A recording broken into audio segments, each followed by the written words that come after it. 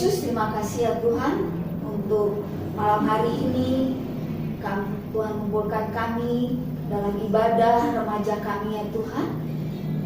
Kiranya Tuhan memberkati ibadah kami dari awal pertengahan hingga akhirnya. Tuhan berkati hamba-Mu, juga Kakak Arlin akan membawakan firman-Mu yang memberkati ibadah di malam hari ini. Terima kasih ya Tuhan, di dalam nama Tuhan Yesus Kristus hamba ucap syukur dan berdoa. Amin. Adik-adik masih tetap berdiri, kita angkat lagu satu pujian Allahku dahsyat.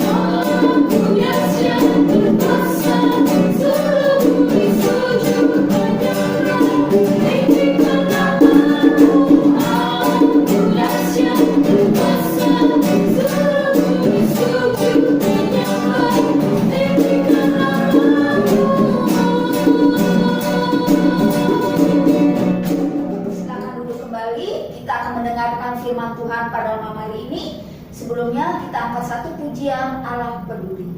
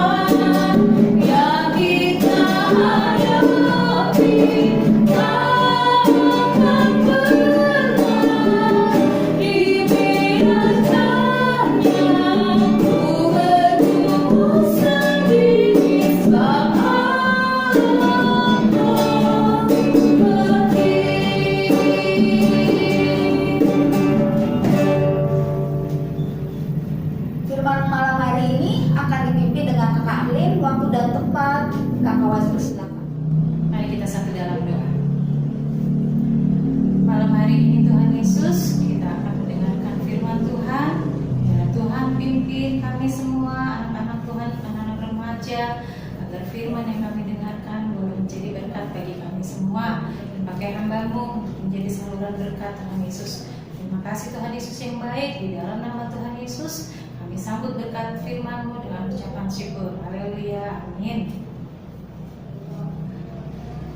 Malam adik-adik yang dikasihi Tuhan, puji Puji nama Tuhan ya, kalau kita malam hari ini kita masih diberi waktu dan kesempatan. Sudah berapa lama kita tidak ibadah PLK Remaja, dan sekarang Tuhan masih memberikan kita waktu untuk kita masih boleh mendengarkan kebenaran firman Tuhan. Kita sama-sama belajar dari firman Tuhan. Kakak mau tanya dulu, masih rindu nggak mendengarkan firman Tuhan? Nah, kalau masih rindu, kita mau sama-sama belajar melalui firman Tuhan. Kita sama-sama buka di dalam kitab kitab Rut. Sudah ketemu? Rut pasal 1. Rut pasal 1 ayat yang pertama sampai dengan ayat yang ke-22. Kakak akan membacakannya. Rut dan Naomi. Pada zaman para hakim memerintah, ada kelaparan di tanah Israel. Lalu pergilah seorang dari Bethlehem, Yehuda beserta istrinya dan kedua anaknya laki-laki ke daerah Moab untuk menetap di sana sebagai orang asing. Nama orang itu ialah Elimelek, nama istrinya Naomi, dan nama kedua anaknya Mahlon dan Kilion. Semuanya orang-orang Efrata dan Bethlehem Yehuda, dan setelah sampai ke daerah Moab, diamlah mereka di sana. Kemudian matilah Elimelek, suami Naomi, sehingga perempuan itu tertinggal dengan kedua anaknya. Keduanya mengambil perempuan Moab. Yang pertama bernama Orpa, yang kedua bernama Rut, dan mereka diam di situ kira-kira 10 tahun lamanya. Lalu matilah juga keduanya, yakni Mahlon dan Kilion, sehingga perempuan itu kehilangan kedua anaknya dan suaminya. Kemudian berkemaslah ia dengan kedua menantunya, dan ia pulang dari daerah Moab, sebab di daerah Moab ia mendengar bahwa Tuhan telah memperhatikan umatnya dan memberikan makanan kepada mereka. Maka berangkatlah ia dari tempat tinggalnya itu bersama-sama dengan kedua menantunya. Ketika mereka sedang di jalan untuk pulang ke tanah Yehuda, berkatalah Naomi kepada kedua menantunya itu, "Pergilah, pulanglah masing-masing ke rumah ibunya. Tuhan kiranya menunjukkan kasih-Nya kepadamu, seperti yang kamu tunjukkan kepada orang-orang yang telah mati itu dan kepadaku. Kiranya atas karunia Tuhan kamu mendapat tempat perlindungan masing-masing di rumah suaminya." Lalu diciumnyalah mereka, tetapi mereka menangis dengan suara keras dan berkata kepadanya, "Tidak, kami ikut dengan engkau pulang kepada bangsamu." Tetapi Naomi berkata, "Pulanglah anak-anakku, mengapakah kamu turut dengan aku? Bukankah tidak akan ada lagi anak laki-laki yang kulahirkan untuk dijadikan suamimu nanti? Pulanglah anak-anakku, pergilah, sebab sudah terlalu tua aku untuk bersuami. Seandainya pikirku ada harapan bagiku, dan sekalipun malam ini aku bersuami, bahkan sekalipun aku masih melahirkan anak laki-laki, masakan kamu menanti sampai mereka dewasa? Masakan karena itu kami harus menahan diri dan tidak bersuami? Janganlah kiranya demikian, anak-anakku. Bukankah jauh lebih pahit yang aku alami daripada kamu, sebab tangan Tuhan teracung terhadap aku." Menangis pula mereka dengan suara keras. Lalu Orpa mencium mertuanya itu minta diri, tetapi Rut tetap berpaut padanya. Berkatalah Naomi, "Telah pulang iparmu kepada bangsanya dan kepada para allahnya. Pulanglah mengikuti iparmu itu." Tetapi kata Rut, "Janganlah desak aku meninggalkan engkau dan pulang dengan tidak mengikuti engkau. Sebab kemana engkau pergi, ke situ jugalah aku pergi. Dan di mana engkau bermalam, di situ jugalah aku bermalam. Bangsamulah bangsaku, dan Allahmulah Allahku. Di mana engkau mati, aku pun mati. Di sana dan di sana aku dikuburkan. Beginilah kiranya Tuhan menghukum aku, bahkan lebih lagi daripada itu, jikalau sesuatu apapun memisahkan aku dari engkau, selain daripada maut." Ketika Naomi melihat bahwa Rut berkeras untuk ikut bersama-sama dengan dia, berhentilah ia berkata-kata kepadanya. Dan berjalanlah keduanya sampai mereka tiba di Bethlehem.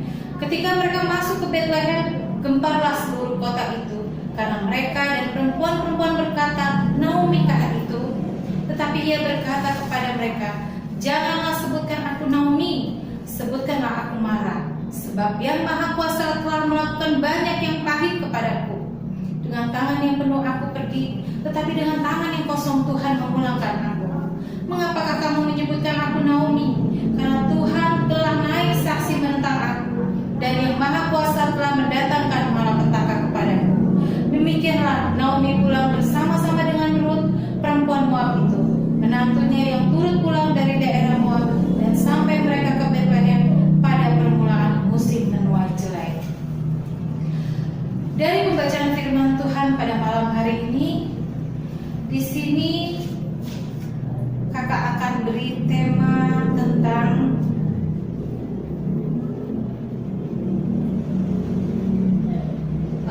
bagaimana kehidupan Rut pada zaman itu, dan kakak akan beri tema di sini tiada payung untuk berteduh. Pembacaan kitab Rut ini diingatkan tentang terjadinya bencana alam. Adik-adik sering lihat apa yang terjadi ketika banyak bencana alam yang menimpa dunia ini. Ada kelaparan, ada pengungsian, ada hal ketakutan dan kekhawatiran yang terjadi di dalam kehidupan orang-orang yang mengungsi. Adik-adik lihat ketika mereka menghadapi peperangan, mereka takut, dan mereka ketika mereka mengungsi itu, mereka hanya berpikir, saya pergi dengan tidak membawa apa-apa. Saya tidak punya baju, saya tidak punya makanan. Mereka lekas-lekas pergi. Dari cerita Rut ini kita diingatkan bahwa ketika mengungsi itu kita akan hidup dengan seadanya. Kita akan hidup dengan seadanya yang di sekeliling kita. Nah, coba adik-adik bayangkan bagaimana kalau adik-adik yang menghadapi atau mengalami bencana, atau adik-adik yang mengalami pengungsian. Apa yang adik-adik pikirkan? Pasti ada rasa khawatir, pasti adik-adik ada rasa gini, aduh ma, kenapa ya? Kok begini banget? Aduh ma, aku takut. Aduh ma, aku kedinginan. Aduh ma, aku kelaparan. Pasti di waktu ketika mereka mengungsi, ada kata-kata yang seperti itu. Mereka ketakutan, mereka lapar. Nah, dari situ apa? Mereka hanya minta pertolongan kepada orang-orang yang benar-benar mempunyai hati yang empati, mempunyai hati yang ingin mau berbagi, mempunyai hati yang ingin benar-benar membantu orang-orang yang sedang membutuhkan. Kalau kita lihat cerita tentang Rut dari pasal 1 sampai dengan ayat yang keempat, di situ menceritakan bahwa apa yang terjadi. Rut terjadi, keluarga Elimelek itu mengalami dan menghadapi bencana, yaitu peperangan. Mereka kelaparan, mereka ketakutan. Coba adik-adik lihat di dalam pasal 1 sampai ayat yang keempat. Kita belajar bersama-sama. Di dalam pasal 1 sampai dengan ayat yang keempat, di situ pasti akan banyak terjadi ada hal kekhawatiran yang dihadapi oleh keluarga Elimelek. Pada zaman para hakim, pemerintah ada kelaparan di tanah Israel. Lalu pergilah seorang dari Betlehem Yehuda beserta istrinya dan kedua anaknya laki-laki ke daerah Moab untuk menetap di sana sebagai orang asing. Kemana mereka pergi? Siapa yang pergi? Elimelek bersama dengan istrinya Naomi dan anak-anaknya. Dia pergi mau mengungsi ke daerah Moab. Daerah Moab itu adalah daerah yang dulu pernah dikutuk oleh Allah. Karena daerah Moab itu adalah yang pernah terjadinya Sodom dan Gomora. Jadi adik-adik bayangkan, jika mereka mengungsi ke daerah yang seperti itu, sedangkan daerah itu pernah terjadi dengan kekacauan juga. Tapi mereka percaya bahwa Tuhan tidak pernah meninggalkan mereka. Elimelek bersama dengan istri dan anak-anaknya, mereka berangkat ke daerah Moab. Dari sini kita belajar apa yang terjadi. Dan kita lihat di dalam ayat yang kedua dan ketiga. Ayat yang ketiga. Kemudian matilah Elimelek suami Naomi, sehingga perempuan itu tertinggal dengan kedua anaknya. Keduanya mengambil perempuan Moab, yang pertama bernama Orpa dan yang kedua bernama Rut, dan mereka diam di situ kira-kira 10 tahun lamanya. Dari cerita tersebut kita tahu bahwa ketika kita menghadapi kesusahan, ketika menghadapi hal yang benar-benar tidak putus-putusnya kesusahan itu, rasanya kita seperti apa? Apalagi saat ini dunia sedang digemparkan dengan terjadinya COVID-19. Nah, adakah hati orang-orang yang ingin berbagi yang empati? Tetapi apa? Naomi itu ketika dia ditinggalkan oleh suaminya, dia rasa begitu sedih. Dia hanya merasa gini, Tuhan, apa yang terjadi? Tapi dia hanya bisa berdoa. Lalu saat itu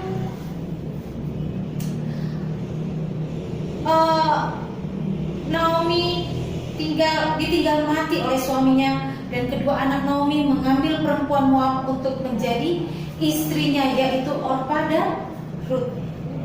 Setelah ini 10 tahun berdiam di negeri Moab, Naomi kembali kehilangan anggota keluarganya, yaitu anak-anaknya, di mana dia merasa gini, ketika suaminya meninggal, dia hanya berpikir gini, siapa yang akan menafkahi hidup saya? Dan sekarang Tuhan mengambil kedua anak laki-laki saya, dan yang saya harapkan, yang saya merasa mereka adalah tulang punggung saya gitu. Tapi di sini tetap Naomi hanya percaya bahwa Tuhan tidak pernah meninggalkan dia. Ketika Naomi mengalami musibah yang bertubi-tubi, semua laki-laki yang menjadi tulang punggung keluarganya dan akhirnya mati, Naomi begitu sedih. Naomi merasa begitu putus asa. Naomi merasa begitu semua hilang. Dan akhirnya Naomi tidak kembali bersama dengan anak mantunya Orpa dan Rut yang sebagai menantunya. Dia begitu menyayangi Naomi. Dia begitu mengasihi Naomi. Dia melihat bahwa mertuanya begitu sayang. Dia menganggap mertuanya itu seperti ibu kandungnya sendiri.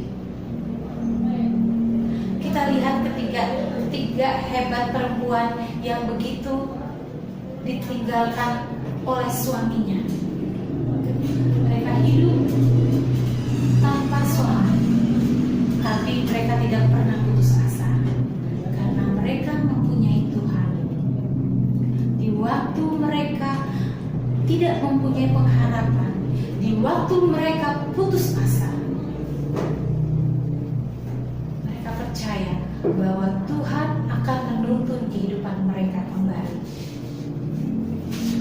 Disinilah bagaimana rasa empati kita terhadap orang-orang yang membutuhkan pertolongan kita. Kadang di masa remaja, adik-adik, gak usah kita membantu orang lain atau empati dengan orang lain.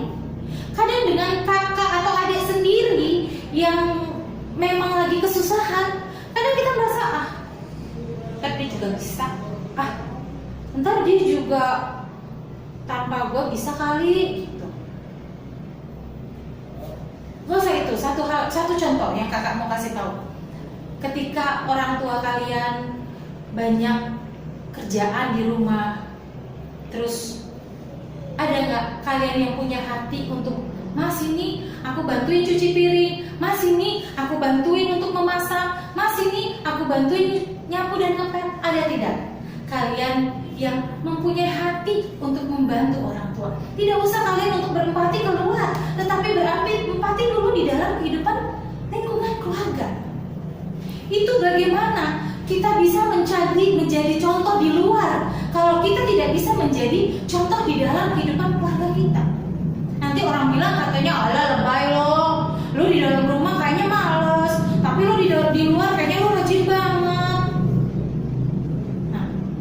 Atau lo dibilang baper. Yang zaman sekarang tuh adik-adik kan katanya, lu banyak cari perhatian tuh, kayaknya lu di rumah gak serajin itu deh, kok lu di luar rajin ya. Nah, dari sini kita belajar bagaimana untuk kita mau menjadi atau mempunyai hati yang untuk mau berbagi, mempunyai hati yang mau untuk membantu, yang mau berbagi untuk sesama yang membutuhkan. Kalau kakak Alin bilang, kakak Alin belajar terus, nanti kapan lulusnya? Selama kita masih di dunia, kita masih butuh pelajaran.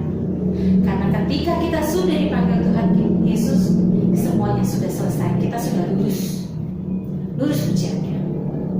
Jadi ketika kita masih di dunia, kita masih butuh belajar dan terus belajar seperti adik-adik yang sekarang belajar online. Tapi kita tetap mau, bagaimana kita mau membuka hati kita, bagaimana kita mau menjadi berkat bagi orang lain yang membutuhkan pertolongan kita. Ketika COVID datang, ada gak adik-adik berpikir gini, kasihannya orang-orang yang tidak kerja atau orang-orang yang tidak makan?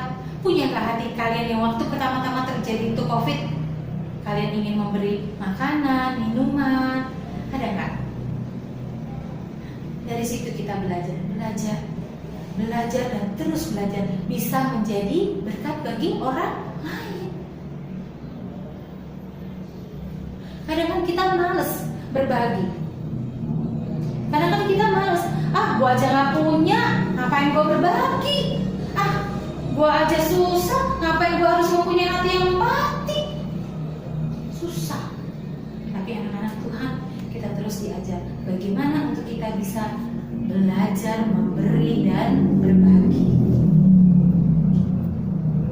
Nah, ketika itu Naomi pergi bersama dengan anak-anaknya. Dia tinggal dengan anak-anak dan mantunya. Dia tinggal bertiga. Lalu Naomi berkata, tadi adik-adik lihat di ayat yang ke berapa itu? Adik-adik lihat di ayat yang ke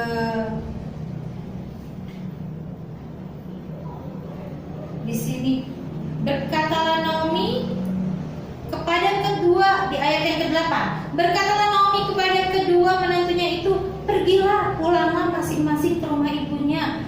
Tuhan kiranya menunjukkan kasih-Nya kepadamu seperti yang kamu tunjukkan kepada orang-orang yang telah mati itu dan kepadaku. Kiranya atas karunia Tuhan kamu mendapat tempat perlindungan masing-masing di rumah suaminya. lalu dicium nyala mereka, tetapi mereka menangis dengan suara keras dan berkata kepadanya, "Tidak, kami ikut dengan engkau pulang kepada bangsamu." Tetapi Naomi berkata, "Pulanglah anak-anakku, mengapa kamu turut dengan aku? Bukankah tidak akan ada lagi anak laki-laki yang kulahirkan untuk dijadikan suamimu nanti? Pulanglah anakku, pergilah, sebab sudah terlalu tua aku untuk bersuami. Seandainya pikirku ada harapan bagiku, dan sekalipun malam ini aku bersuami, bahkan sekalipun aku masih melahirkan anak laki-laki. Masakan kamu menanti sampai mereka dewasa? Masakan karena itu kamu harus menahan diri dan tidak bersuami? Janganlah kiranya demikian anak-anakku. Bukankah jauh lebih pahit yang aku alami daripada kamu? Sebab tangan Tuhan teracung terhadap aku." Menangis pula mereka dengan suara keras. Lalu Orpa mencium mertuanya itu, minta diri, tetapi Rut tetap berpaut padanya. Rut tetap mau menemani Naomi sampai dia balik ke tanah Yehuda. Dan di sana Tuhan tidak pernah meninggalkan dia. Tuhan memberkati kehidupan Naomi karena Tuhan selalu melihat hati yang selalu percaya dan mengandalkan Tuhan. Biarlah adik-adik remaja juga selalu mau mengandalkan Tuhan. Ketika kita ada kasih di dalam kehidupan kita, maka ada damai sejahtera di dalam kehidupan kita. Dan ketika ada kasih tertanam di dalam kehidupan kita, maka hati kita pun akan mau memberi kepada orang yang mau membutuhkan kita, mau membutuhkan pertolongan kita. Adakah adik-adik terbeban untuk mau membantu orang-orang yang kesusahan, yang sedang kelaparan, yang tidak mempunyai pakaian, ketika mereka menghadapi bencana alam, ketika mereka menghadapi gempa? Mulai sekarang kita belajar mau memberi, mau berbagi. Biarlah firman Tuhan pada malam hari ini bisa menjadi berkat bagi adik-adik remaja. Kita mau memberi yang terbaik buat Tuhan dan bagi sesama yang membutuhkan kita. Amin. Adik-adik, tadi kita sudah mendengarkan firman Tuhan. Kiranya firman Tuhan ini menjadi kekuatan buat kita semuanya. Dan kita akan masuk dalam pelayanan persembahan. Kita angkat satu pujian, Berilah yang Terbaik.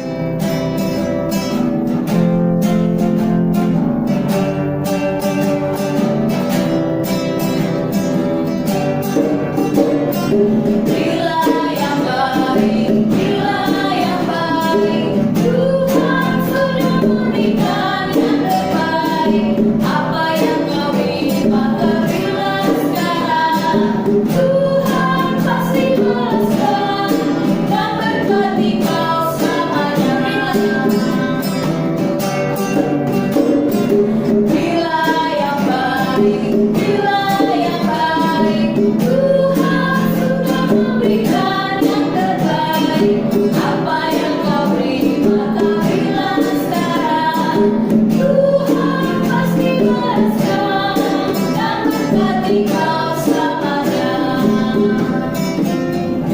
Adik-adik, kita akan berdoa syafaat dan doa persembahan.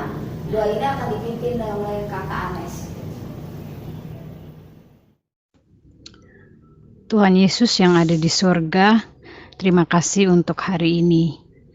Hari pertama ibadah online PLK Remaja Gereja kami. Terima kasih untuk kesehatan yang masih boleh kami rasakan hingga pada hari ini. Berkati kedua orang tua kami dimanapun mereka berada.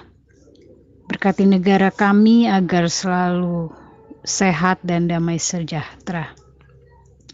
Berkati gereja kami agar kami jemaat-Mu selalu sehat dan tetap peduli, saling mengasihi di tengah pandemi seperti situasi sekarang ini. Berkati semua anggota PLK Remaja dimanapun mereka berada, dan apapun kegiatan mereka. Kami sungguh bersyukur ya Tuhan atas segala sesuatunya. Inilah doa kami, doa yang tidak sempurna, dan biarlah Engkau mau menyempurnakannya dengan doa yang telah Engkau ajarkan kepada kami bersama-sama. Bapa kami yang di sorga, dikuduskanlah kiranya namamu, datanglah kerajaan-Mu, jadilah kehendak-Mu di bumi seperti di surga. Berikanlah kami pada hari ini makanan kami yang secukupnya, dan ampunilah kami akan segala kesalahan kami, seperti kami juga mengampuni orang yang bersalah kepada kami. Dan jangan bawa kami ke dalam pencobaan, tapi lepaskanlah kami daripada yang jahat. Karena Engkau yang punya kerajaan, kuasa, dan kemuliaan sampai selama-lamanya. Amin. Adik-adik, kita akan mengakhiri ibadah malam hari ini. Kakak undang semuanya bangkit berdiri. Mari kita angkat lagu semua.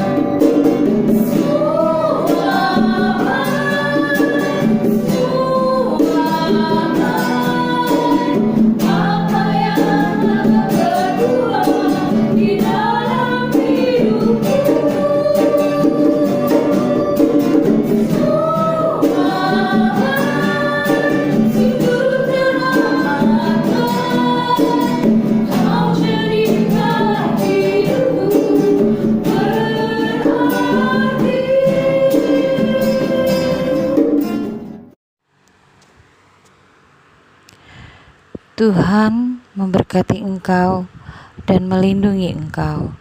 Tuhan menyinari engkau dengan wajah-Nya dan memberikan engkau kasih karunia. Tuhan menghadapkan wajah-Nya kepadamu dan memberi engkau damai sejahtera. Amin. Terima kasih adik-adik, ibadah malam hari ini telah selesai. Sampai bertemu lagi di ibadah online minggu depan. Salam sehat, Tuhan Yesus memberkati. Dadah.